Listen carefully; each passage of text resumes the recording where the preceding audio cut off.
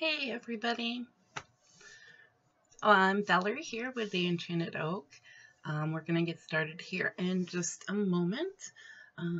So if you need to go grab a drink or anything like that, we'll get started here in just a minute. I've got my tea all ready to see who all is going to be joining us.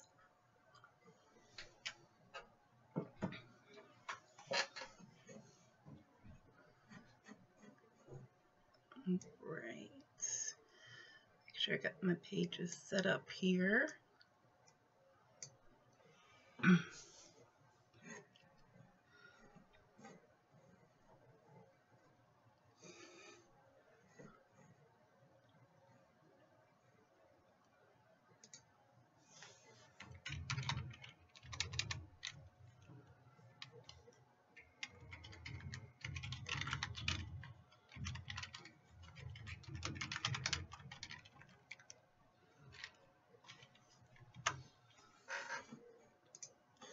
Alright, so I just posted a link in our chat for where I get my essential oils, the majority of them.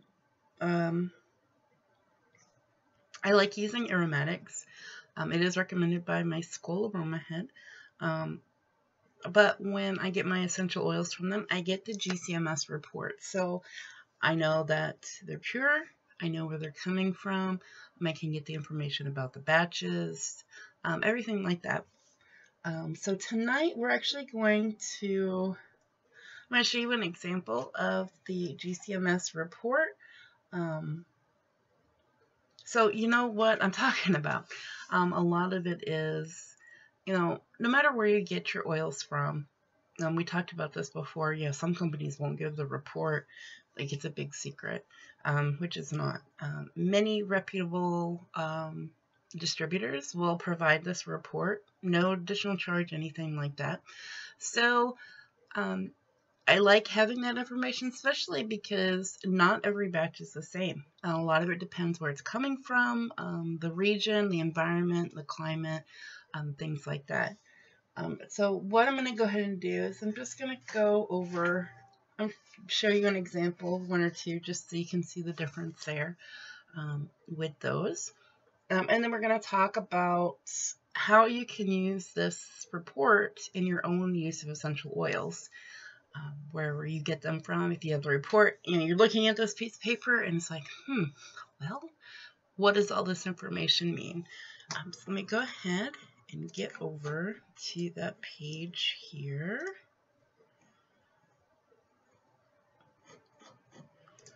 All right, and then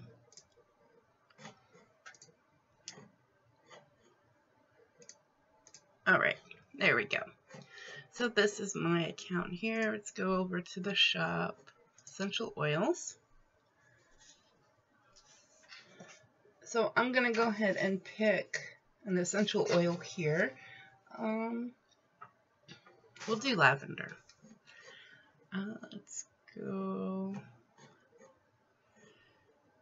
and find, and you see they actually just did their website, so it's a lot easier to find things on here with that, which I like this. It's great. They have a lot of different oils, especially from different areas. The price is great in my opinion, especially when I've been shopping around and notice that some places the prices are a little higher. You might find them a little lower, but they won't provide the GCMS report, so I can't tell if it's mixed with anything. We're looking for lavender. I think I went too far, so let's go back a page. Jasmine, lavender. All right, so let's go to lavender here. All right, and so it tells you the information about lavender. This is where it's from, Bulgaria, therapeutic properties that you're looking for, which is great. So if you're not quite familiar with the chemical families, what the therapeutic properties are. It has it listed, so you're not doing it by yourself. It comes with recipes, safety and shelf life, things like that. So what we would do is we'd go to our full GCMS report here. And it lists all the batches. So this is the most current batch. And they actually label their oils with that. And you can compare the batches. So if we pull up, it's the current batch and the other ones, you can see, you know, there was a batch that had, I'm not even going to attempt to pronounce it, where these batches don't. Same with, okay, you have some batches, this batch was missing the acetates there. We're right here. This is a most common thing you'll find, a high amount of the linalool acetate within a lot or all of your lavender oils there. That is an ester. Just pulling up my thing here. This is what gives you your analgesic properties, your anti-inflammatory, antibacterial. It's an amino-stimulative, and it's also a sedative. So when you're making something with lavender, it does have that calming sedative effect, and that is because of the linalool acetate there. And you have other, you know, things here, just a little bit, but that makes up a big portion. So we have that, and then we have your monoterpene here. The Yosemite there, 2 point, and you know, it seems insignificant because it's like, oh, that's up here it's 30%, and down here it's only 2-something%. The linalool is high, and linalool is great. I love it. And that gives you like the properties of, you know, analgesic, anti-inflammatory, anti-anxiety, also a sedative effect. So those two main components that you see there are what gives those properties. So if we get out of this, you can see your properties here. It's because of those two. There's also, you know, the little ones in there help it. You know, they'll put in their little aspects as well on there. So that was just an example of one, and they're all different. So you're going to find that there are, well, this information actually will help you, because as you start learning, okay, you pulled up lavender, you know it's high in linalool and the linalool acetate, and you know those properties, you know, they're sedatives, they're anti-inflammatory, anti-anxiety, analgesic. So if you have another oil that's high in that, then you see, let me pull up, what's another good one? I'm just checking my list here. I don't have it all memorized. You shouldn't. I wonder if it'd be chamomile. Yeah, it should be chamomile. Let's go and check on chamomile. I'm going to go ahead and pull it up, so you don't have to look at me searching for it. Just to see if they have some of the difference.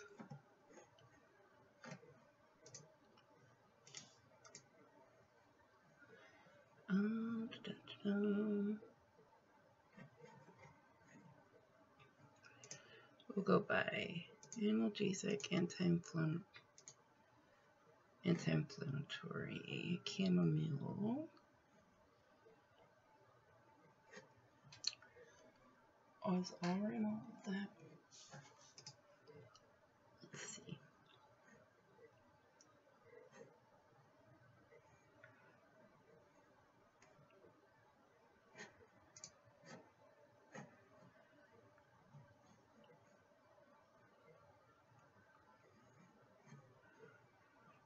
No. Alright, so that's funny. So I pulled up Roman chamomile. Roman chamomile is also an analgesic and anti-inflammatory. It's considered a sedative, among other things. Helps with digestive. It's antiviral. So when I pull up the GCMS report, it's totally different. So let me go ahead and pull this over. We'll do compare. Just so I can see little. Does it have it? No.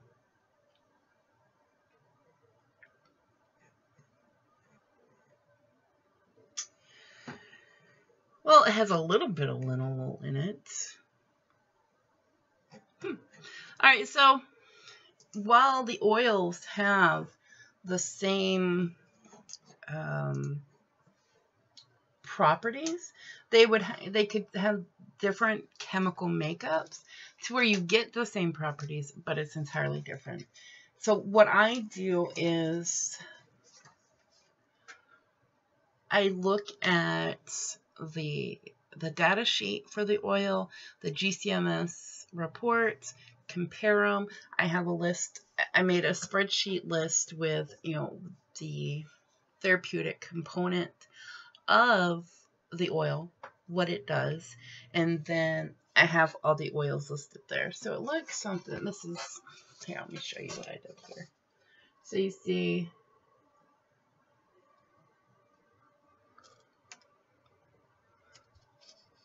all of these here. So you have like the analgesic, and these are all the oils. Yeah, it's small print. I had to fit it all on one sheet. I can still read it though. But, so I can go, I'm like, all right, well, I want to make a lotion or a cream with analgesic and anti-inflammatory properties. So I can look up my skin nourishing oils. What's there? My analgesic, my anti-inflammatory.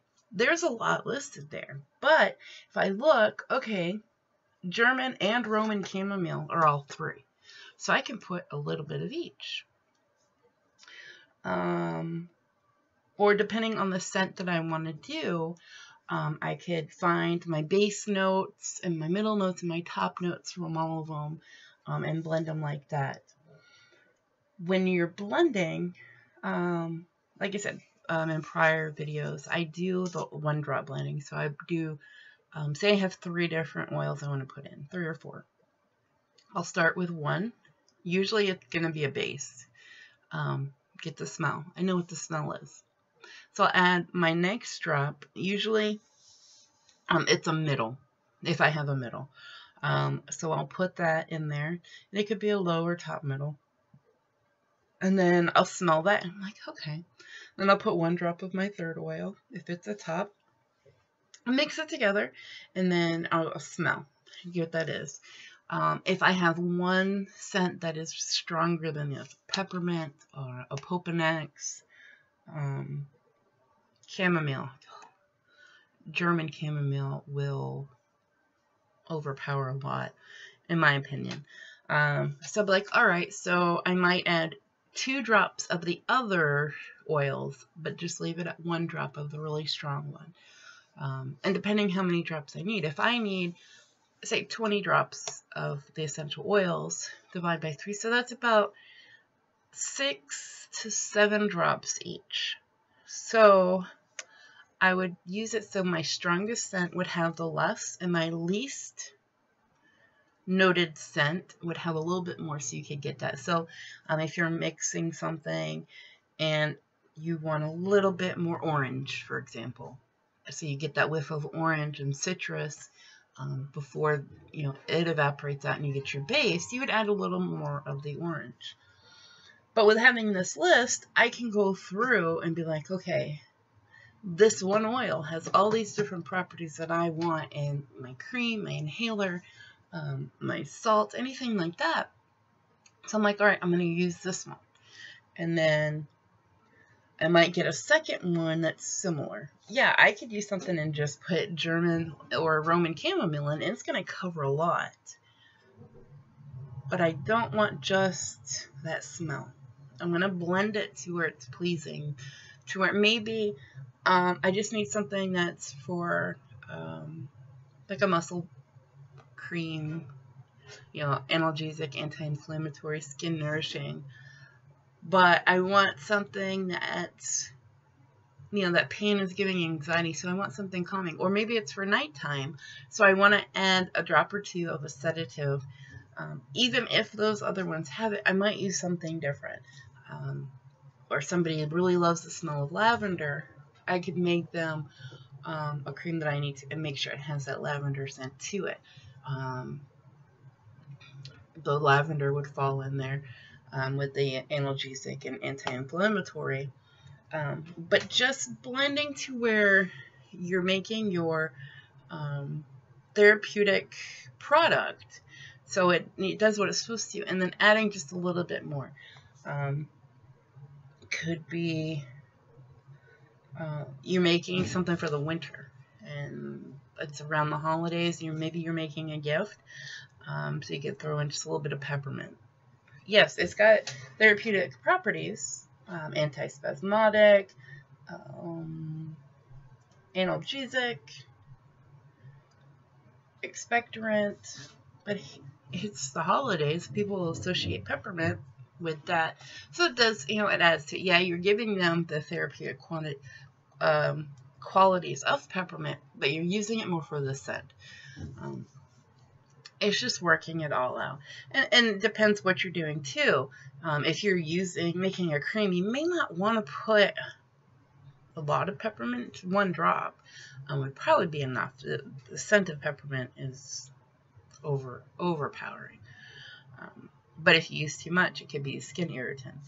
Peppermint can do that. Things like peppermint, cinnamon, those spicy type oils will do that to you there. So with that said, it's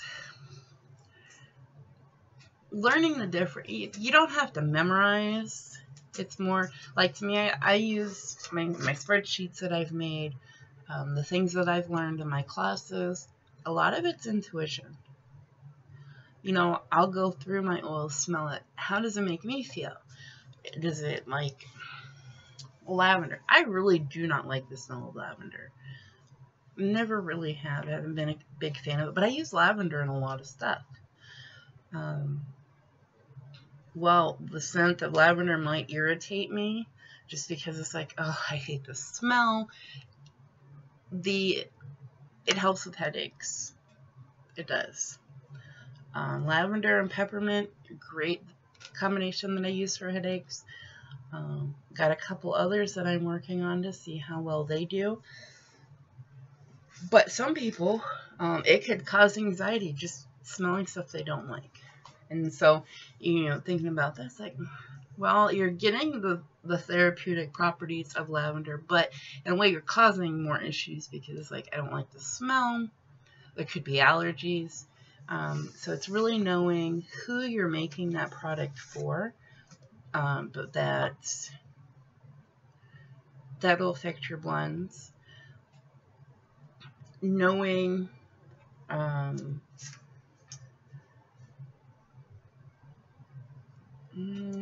see, knowing their needs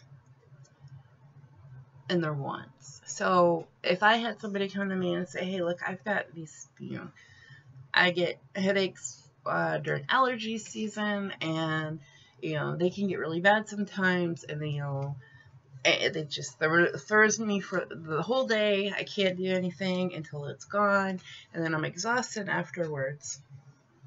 Well, you don't want to sit there and make an inhaler or a rub or anything like that that's got a sedative oil in it, because if it already tires them out, you don't want to make them even more calm and tired. They're basically telling you, hey, look, yeah, I got headaches. I want something for it. I don't want to sleep. I have stuff to do. I don't want my day to be put on hold because of this. You want to give them something to where, okay, you do your blend, but add an oil or two that's uplifting, that's energizing, usually orange. Um, Bergamot is uplifting to me, though it's, some people say it's, to them it does different things. But you want to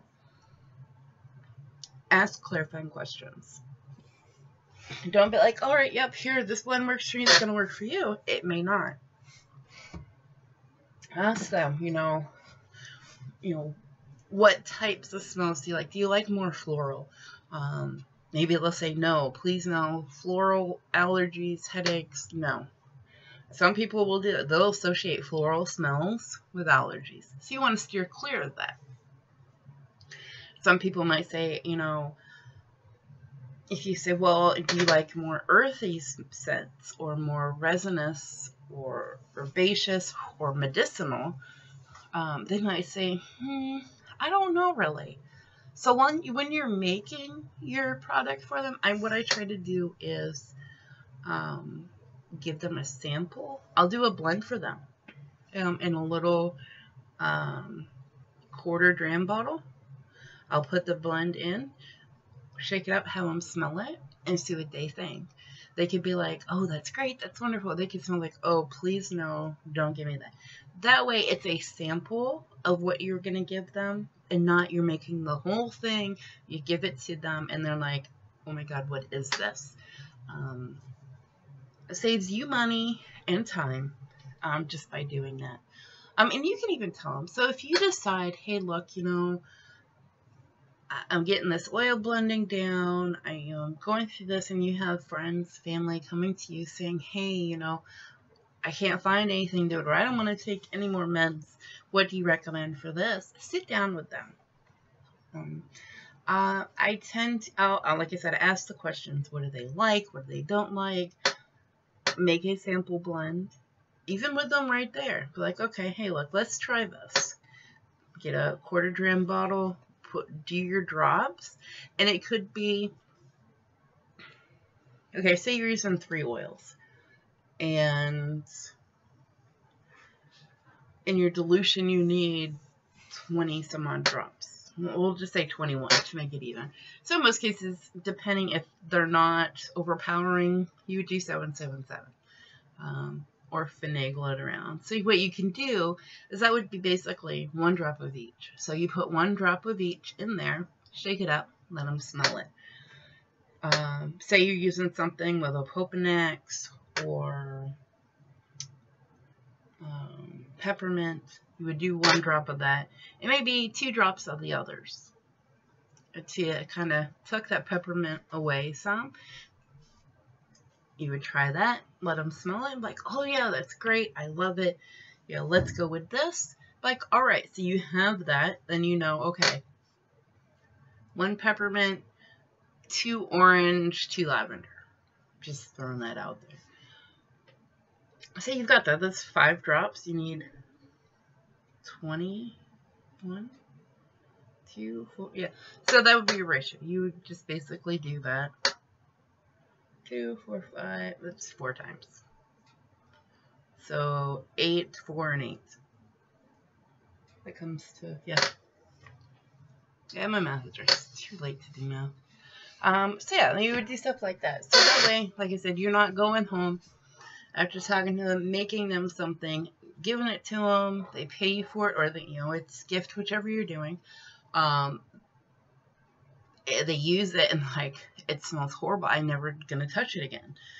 It's gonna cause a couple issues. One, you just wasted your money. You wasted your supplies. Yes, it's 20 drops of oil, but that's 20 drops of oil you could have put in a different blend and sold or given away, whichever you're doing.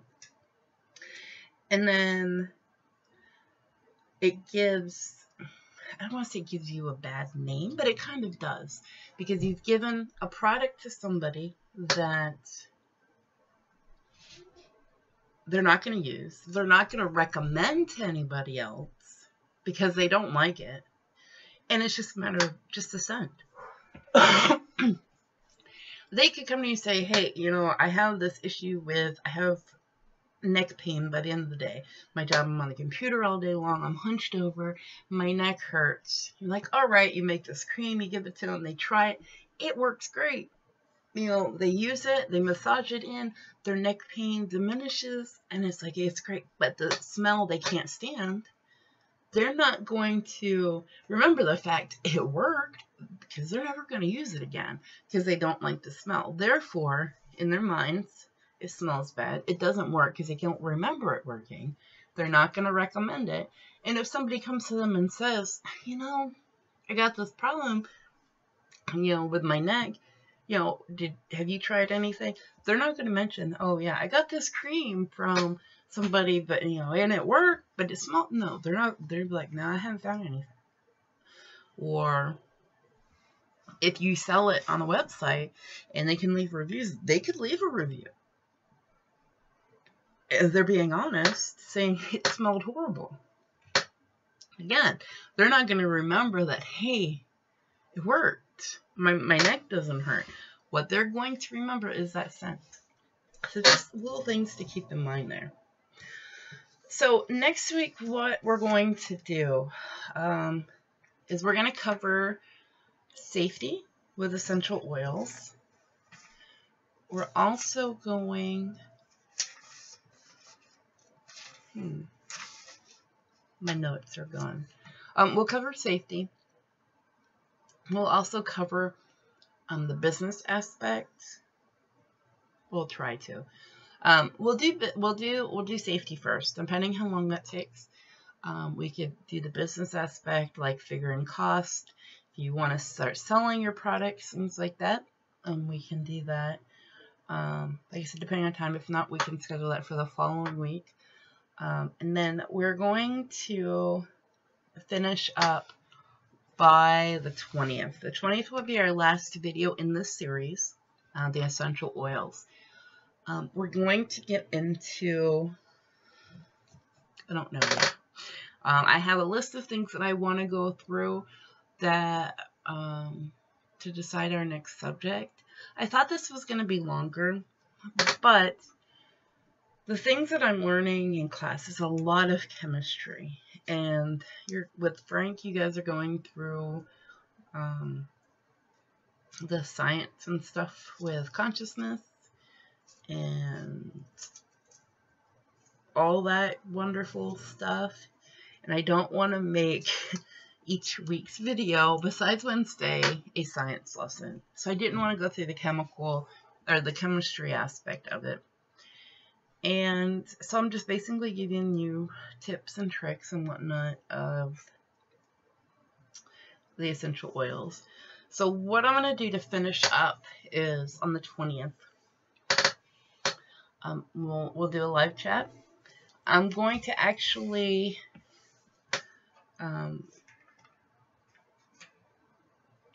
have this information on our website. Like the spreadsheets that I've made, I'm going to make like a digital download on our website for you to, and if you heard that, sorry, it is the Final Four at the if you guys aren't watching that, and Michigan's playing. Frank's up there watching it, so you might hear the occasional yelling. Anyways, so I'm going to have the spreadsheets that I've made for the oils, like the therapeutic properties, the different chemical families that the oils are in, the aromas that I've done. I've broken it down by what the scent is and by what note it is, and then there's another one. I won't have to find it. I've done a lot of spreadsheets. I'm going to actually have those available on our website on the 20th. Might get that done this week. But I'll post on Facebook or Instagram once that's done. Probably both. So that if you want this stuff, you can go to our website and get it. It's going to be a free download. I'm not going to charge you for it because basically I'm taking the information that you have available and just making it easier. It's nothing new. Anything like that, so you'll be able to access those. So I'll be able to share that with you. Down below in the description, you're going to find the links for the books we talked about, the different books that I use, as well as, what do I have here?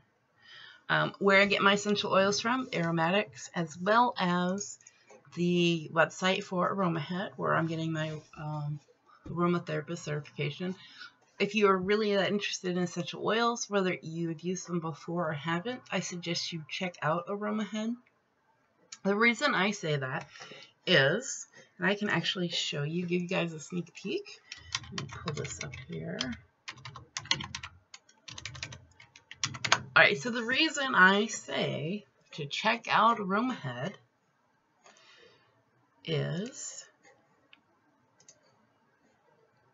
let me show, there are free classes. Introductions to Essential Oils.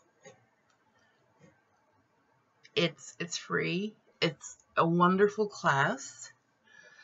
There's other classes as well that you can do here. Not all of them are free. Let me see. So this one?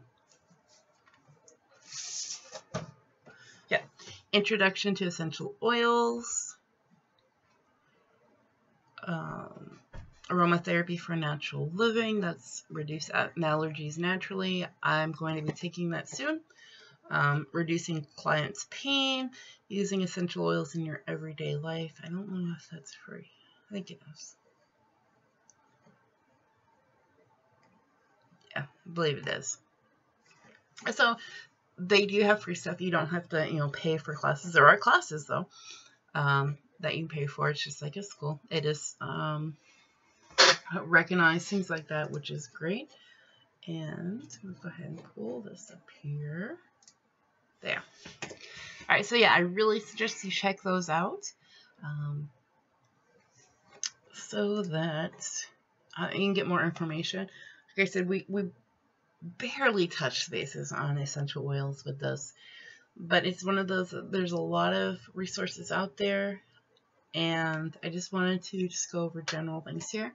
So next week we will go over the safety as well as business side of basically using essential oils in your business, or creating a business with the use of essential oils.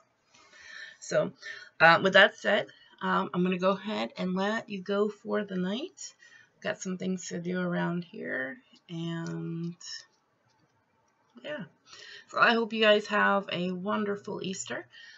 Also, don't forget to like us on our social media. We're on Facebook, Instagram. We're now on Twitter.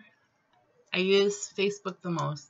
I will update you guys more on Facebook than anything else because it's easier to do.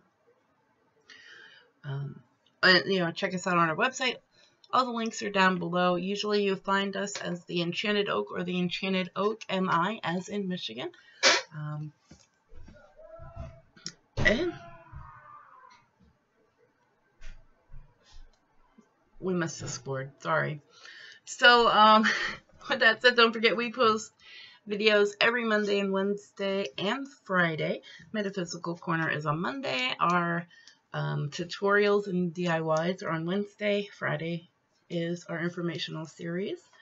We're going to start doing a monthly live kind of hangout, chit-chat type thing. Probably going to start that towards the end of the month. Or the middle, not sure.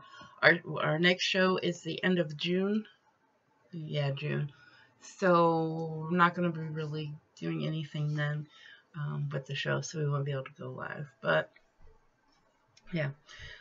So I'm going to let you guys go. You have a wonderful evening, weekend. Happy Easter. And I'll see y'all next time. Bye.